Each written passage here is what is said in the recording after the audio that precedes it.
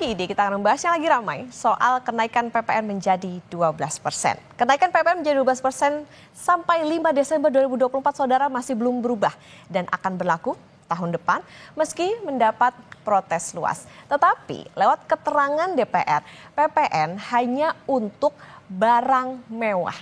Protes terus menggaung karena kondisi keuangan masyarakat menengah bawah sedang tidak baik-baik saja. Pengusaha retail bahkan sudah mencatat penurunan pendapatan yang signifikan di wilayah basis manufaktur. Sebenarnya kenapa PPN 12% tetap berlaku? Kita ke data selanjutnya. Nah, ini dia Undang-Undang Nomor 7 Tahun 2021 tentang harmonisasi peraturan perpajakan. Ini mengamanatkan April 2022 PPN naik 10% poin menjadi 11%. Nah, selanjutnya di tahun 2025, bentar lagi nih ya, atau sekitar 3 pekan dari sekarang, PPN ini wajib naik menjadi 12%. Dulu ketika PPN naik menjadi 11%, penerimaan negara dihitung bertambah sekitar 50 triliunan rupiah. Kali ini dengan kenaikan menjadi 12%, diperkirakan penerimaan negara bertambah sekitar 70 triliunan rupiah. Bagi APBN saudara, penerimaan ini sangat berarti. Tetapi dampak yang ditimbulkan dan dikhawatirkan lebih besar dibanding penerimaan. Ketua Komisi 11 DPR Muhammad Misbahun bilang PPN 12% akan diterapkan secara selektif. Barang-barang pokok, jasa pendidikan, jasa kesehatan, perbankan, serta pelayanan umum akan tetap bebas dari PPN sesuai kebijakan yang berlaku saat ini. Sebagai gantinya Presiden Prabowo, kata Misbahun, akan menambah penerimaan negara dengan melawan kebocoran anggaran. Hanya barang mewah yang kena kenaikan PPN 12%. Kita ke data selanjutnya. Ya, tapi sebelumnya disclaimer saudara, ini 12% maksudnya adalah Januari 2025, bukan 2023. Nah, masalahnya penerapan PPN sebesar 12% secara selektif untuk barang mewah ini dalam keterangan bersama DPR 5 Desember lalu tidak ditegaskan apakah sebagai pajak penjualan barang mewah PPNBM atau gimana. Nah, definisi barang mewah ini apa sih? Kita buka dulu pengertian PPNBM ya. Nah, ini pengertian PPNBM adalah pajak yang dikenakan pada barang yang tergolong mewah kepada produsen untuk menghasilkan atau mengimpor barang dalam kegiatan usaha atau pekerjaannya. PPNBM ini saudara hanya dikenakan satu kali pada saat penyerahan barang ke produsen. Nah, selanjutnya berapa tarif PPNBM? Nah, ini dia saudara, ini adalah barang-barang yang kena pajak yang tergolong barang ini ada barang yang bukan barang kebutuhan pokok, kemudian barang yang dikonsumsi oleh masyarakat tertentu, barang yang umumnya dikonsumsi oleh masyarakat berpenghasilan tinggi, dan barang yang dikonsumsi untuk menunjukkan status. Nah, tarif PPNBM saudara yang paling rendah adalah minimal ini dia 10% dan yang paling tinggi adalah 200%. Perbedaan tarif PPNBM ini didasarkan pada pengelompokan barang yang tergolong mewah yang dikenai PPNBM. Kemudian pengelompokan barang-barang yang dikenai PPNBM terutama didasarkan pada tingkat kemampuan golongan masyarakat yang menggunakan barang tersebut. Di samping didasarkan pada nilai guna barang bagi masyarakat pada umumnya. Jadi nggak semua barang mewah kena PPNBM dengan nilai yang sama. Jadi apa aja ya barang yang kena PPNBM? Kita ke data selanjutnya. Nah, ini dia apa saja barang yang dikenakan PPNBM. Ini adalah kendaraan motor kecuali ambulan, kendaraan jenazah, pemadam kebakaran, kendaraan tahanan, angkutan umum kepentingan negara. Kemudian kelompok hunian mewah seperti rumah mewah, apartemen, kondominium, townhouse house dan juga sejenisnya. Nah, ini dia saudara, jadi yang dimaksud pengenaan selektif pada barang mewah itu gimana? Nah, itu yang belum terjawab. DPR tuh hanya bilang kenaikan PPN 12% ini dikenai kepada masyarakat kelas atas yang punya kemampuan membeli barang mewah. Jadi tinggal tunggu pemerintah nih, detail klasifikasinya ini gimana. Tapi sebelumnya saudara kita dengar dulu penjelasan dari Ketua Komisi 11 Misbahun yang bilang PPN 12% berlaku selektif untuk barang mewah berikut ini. kita akan tetap mengikuti undang-undang bahwa PPN akan tetap berjalan sesuai jadwal waktu amanat di undang-undang, yaitu 1 Januari 2025, tetapi kemudian akan diterapkan secara selektif kepada beberapa komoditas, baik itu barang dalam negeri maupun impor yang berkaitan dengan barang mewah. Sehingga pemerintah hanya memberikan beban itu kepada konsumen pembeli barang mewah. Masyarakat kecil tetap kepada tarif PPN yang saat ini berlaku. Sehingga nanti tidak berlaku lagi, rencananya masih dipelajari oleh pemerintah, dilakukan pengkajian lebih mendalam bahwa PPN nanti akan tidak berada dalam satu tarif. Dan ini nanti akan masih dipelajari. Masyarakat tidak perlu khawatir karena ruang lingkup mengenai kebutuhan barang pokok, kemudian jasa pendidikan, jasa kesehatan, kemudian jasa perbankan yang berkaitan dengan hal-hal yang bersifat pelayanan umum, jasa pemerintahan, tetap tidak dikenakan PPN. Nah, sebelumnya saudara anggota DPR fraksi PD Perjuangan, Rieke Diah Pitaloka, meminta pemerintah membatalkan kenaikan PPN 12%. Hal tersebut disampaikan Rieke dalam rapat paripurna Kamis 5 Desember 2024. Pada ayat 1 dapat diubah bukan hanya paling tinggi 15%, tapi bisa juga diubah paling rendah 5%. Dengan ini, dengan seluruh kerendahan hati, saya merekomendasikan di rapat paripurna ini mendukung Presiden Prabowo. Pertama, menunda atau bahkan membatalkan rencana kenaikan PPN 12% sesuai dengan amanat pasal 7 ayat 3 dan ayat 2 Undang-Undang Nomor 7 Tahun 2021. Kedua, Menko Bidang Perekonomian Erlangga Hartarto menegaskan finalisasi paket kebijakan ekonomi yang di dalamnya juga mengatur penerapan kenaikan PPN 12% akan rampung pekan kedua Desember 2024. Erlangga menekankan beberapa barang dikecualikan dari PPN, terutama bahan pokok penting, pendidikan, dan kesehatan. PPN itu akan dibahas dan difinalisasi seperti yang saya sampaikan dalam pertemuan ke depan. Tetapi yang dapat saya sampaikan, tidak semua barang kena PPN. Apakah itu PPN sekarang yang 11%, beberapa barang dikecualikan dari PPN. Terutama bahan pokok dan penting, itu sebagian besar sudah bebas fasilitas tanpa PPN. Demikian pula untuk pendidikan dan kesehatan. Itu akan banyak lagi hal-hal yang dikecualikan dari PPN. Nah, jadi pertanyaannya nih, jadi klasifikasinya gimana? Lalu dampaknya apa pada sektor yang bisnisnya berkaitan dengan barang mewah? Kompas Bisnis masih akan kembali, saudara, kita ulas usai jeda.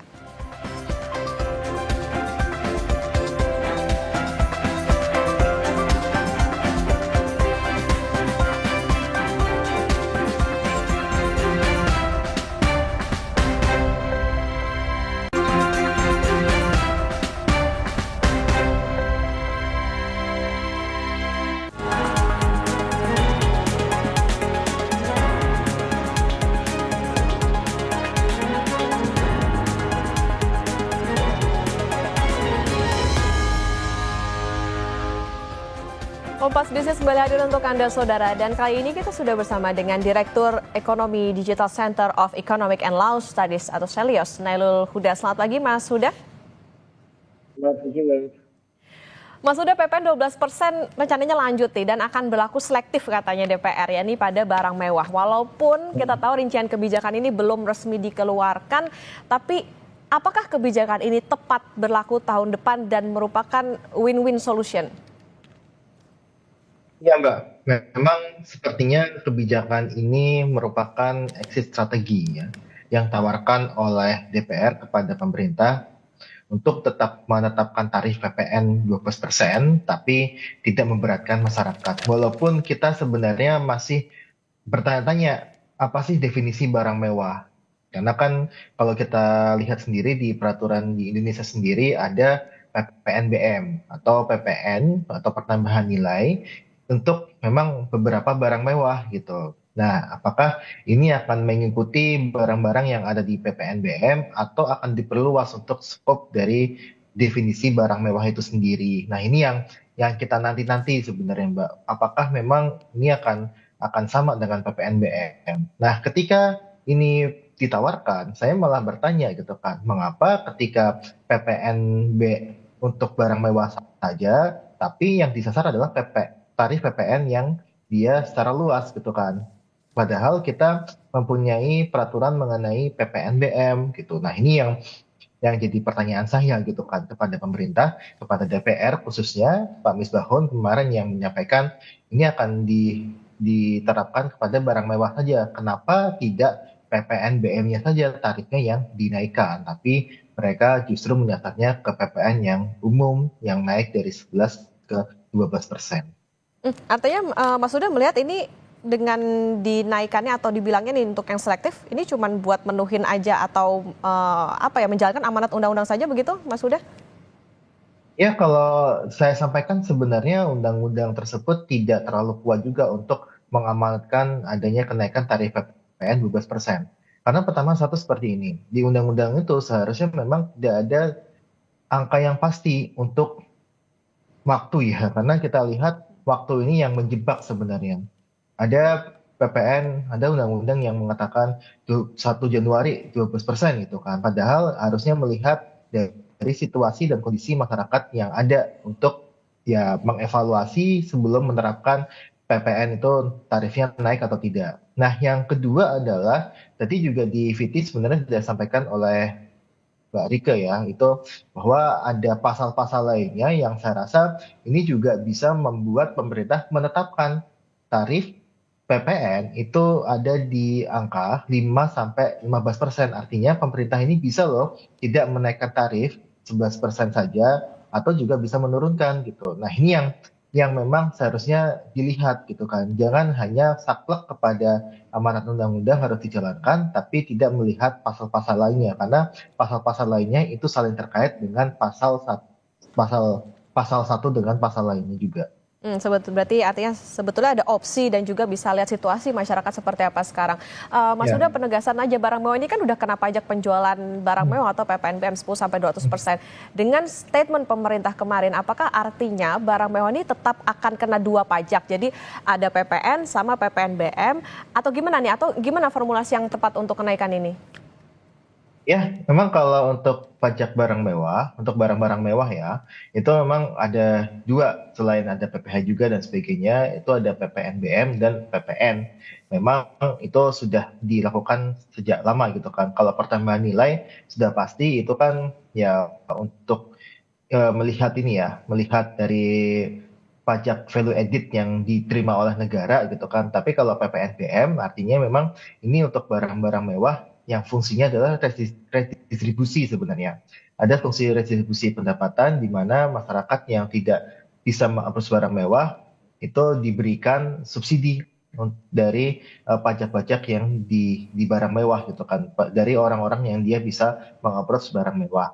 Nah, ini yang saya sebutkan pas dari dulu juga prakteknya dua gitu kan. Nah, ini yang saya sampaikan ketika ingin mengejar dari barang mewah saja, kenapa tidak tarif PPNBM-nya saja yang dinaikkan? Misalkan tadi kalau misalkan dari 10% sampai 100 ataupun 200% gitu. Kenapa nggak dinaikkan tarif itunya saja di PPNBM-nya, bukan di tarif PPN secara umum? Nah, ini yang saya lihat sebenarnya ada satu, menurut saya juga kekeliruan konsep ya ketika menggunakan diksi barang mewah tapi yang dinaikkan adalah PPN secara umum bukan PPN BM yang memang khusus untuk memberikan pajak kepada barang-barang mewah yang ada di Indonesia. Contohnya ada di mobil, ada kondominium, terus kemudian ada juga helikopter dan sebagainya. Kenapa tarif barang-barang itu saja yang nggak dinaikkan gitu kan? Mas Huda, PPN-nya. artinya batas bawahnya si PPNBM ini harus dinaikkan atau seperti apa? Ya, bisa batas bawahnya, bisa batas atasnya juga, Mbak. Karena kalau kita tahu di beberapa barang itu dia pajak PPNBM-nya 20% misalkan.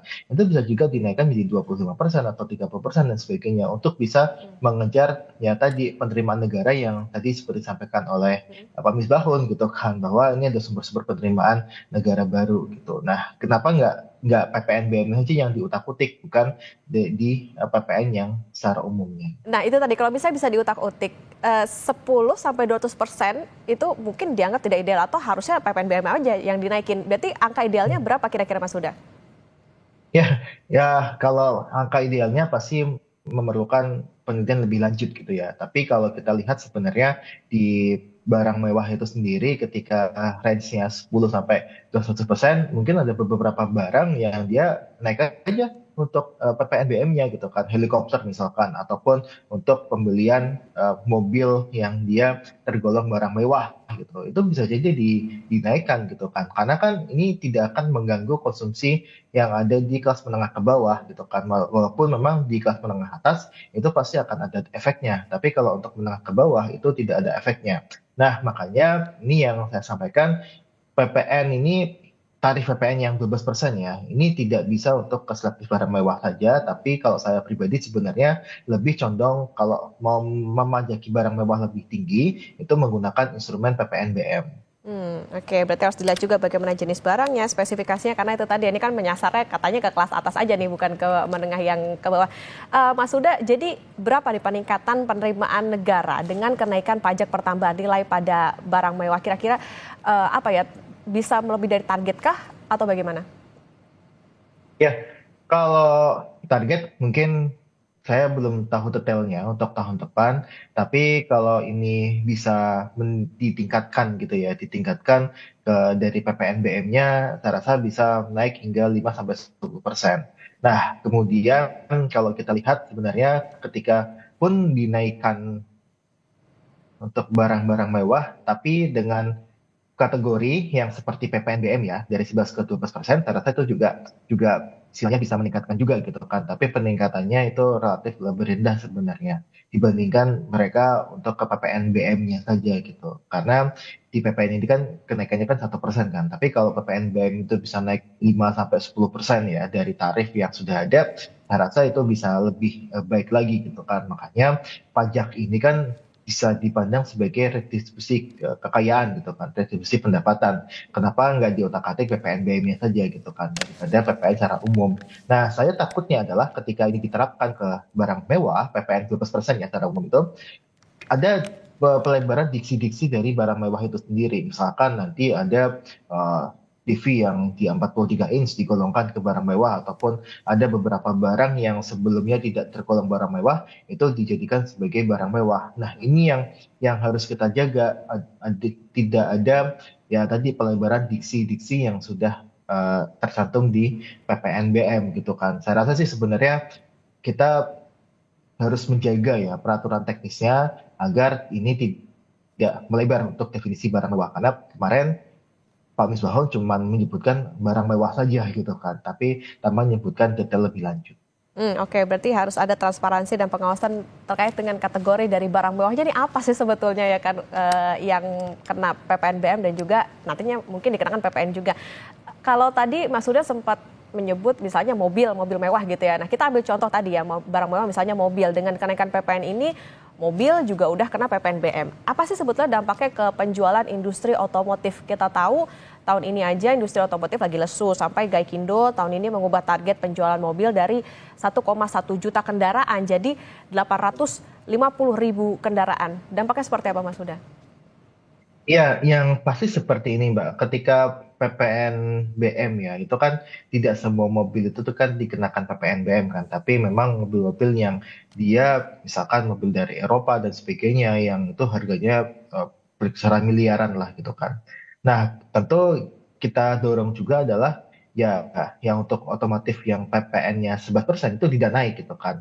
Bahkan kalau kita lihat kemarin pernyataannya adalah ada beberapa barang yang bisa PPN-nya itu diturunkan. Artinya ini bisa multi tarif gitu kan untuk PPN ini kan. Nah, ketika dia multi tarif, ini kita dorong untuk barang-barang yang memang dia memiliki multiplier efek yang tinggi gitu kan. Ini bisa diberikan insentif gitu kan dengan penurunan PPN gitu kan. Misalkan kalau otomotif itu barang-barang mobil yang dia ataupun motor yang dia menimbulkan multiplier efek yang besar gitu kan. Tapi kalau kita lihat untuk PPNBM untuk mobil biasanya adalah mobil-mobil impor yang dia harganya cukup tinggi gitu kan, yang dimana tidak menimbulkan multiplier efek yang besar gitu. Nah ini yang kita lihat sebenarnya itu bisa dikenakan PPNBM yang lebih tinggi gitu kan.